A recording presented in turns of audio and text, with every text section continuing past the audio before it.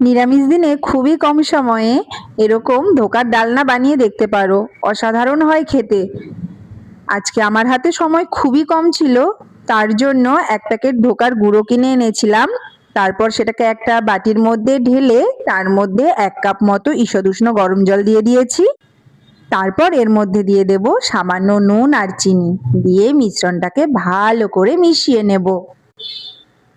তারপর এটাকে 10 থেকে 15 মিনিট ঢাকা দিয়ে রেস্টে রেখে দেব। আর এদিকে একটা কড়াইতে সামান্য কালো জিরা ফোড়ন দিয়ে মিশ্রণটাকে ঢেলে নিয়েছি। 4 থেকে 5 মিনিট এরকম হালকা আঁচে ভেজে নেব। এরকম শুকিয়ে আসলে একটা প্লেটের মধ্যে ঢেলে নিয়ে সেটাকে বরফি আকারে কেটে নেব।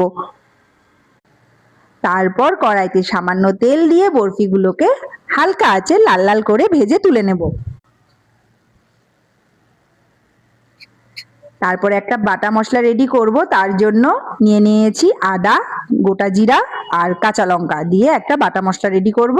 আর এদিকে ওই একই কড়াইতে সামান্য তেল দিয়ে তার মধ্যে দিয়ে দেব তেজপাতা আর শুকনো লঙ্কা ফোড়ন।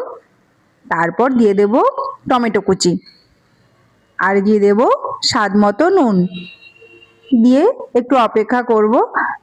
টমেটোটা গলে আসলে এর মধ্যে দিয়ে দেব বাটা মশলাটা, দিয়ে তার মধ্যে দিয়ে দেব হলুদ গুঁড়ো, ধনে গুঁড়ো, জিরে গুঁড়ো আর কাশ্মীরি লাল লঙ্কার গুঁড়ো, দিয়ে মশলাটাকে ভালো করে কষিয়ে নেব। এরকম তেল ছেড়ে দিলে তার মধ্যে দিয়ে দেব 1 থেকে 1.5 কাপ মতো জল।